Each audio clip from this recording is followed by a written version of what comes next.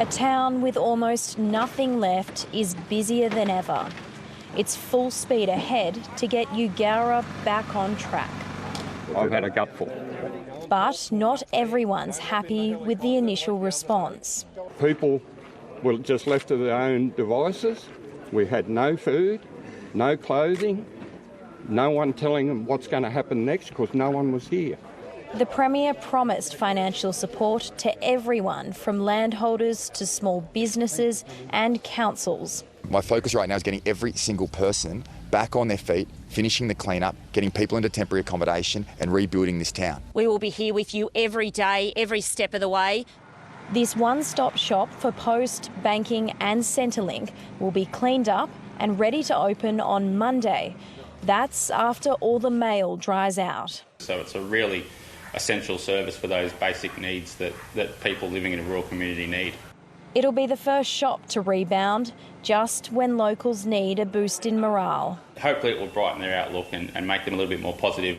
Down the street, Greg Augustin is in two minds about whether to retire or reopen. He's optimistic people will wade through this mess. It'd be a shame if it just dies.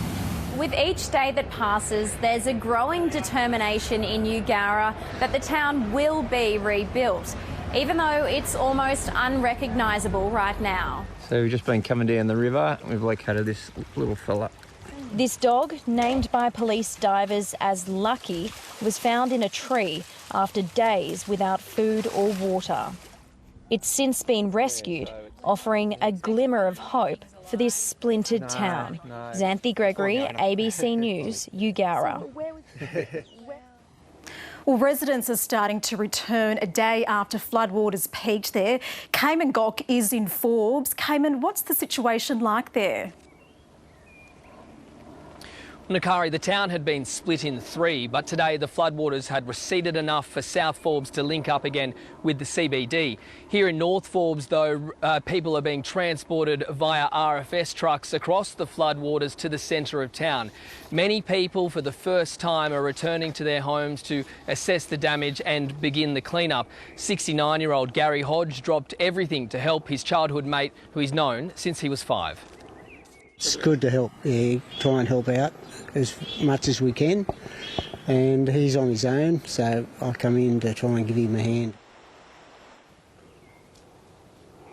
Now, many parts of the region are still at risk, though, with the floodwaters. They've been on the move, impacting towns like Condobolin, Badgerabong and Warroo. There are still so many people across the central west who are displaced, just waiting for the water to recede.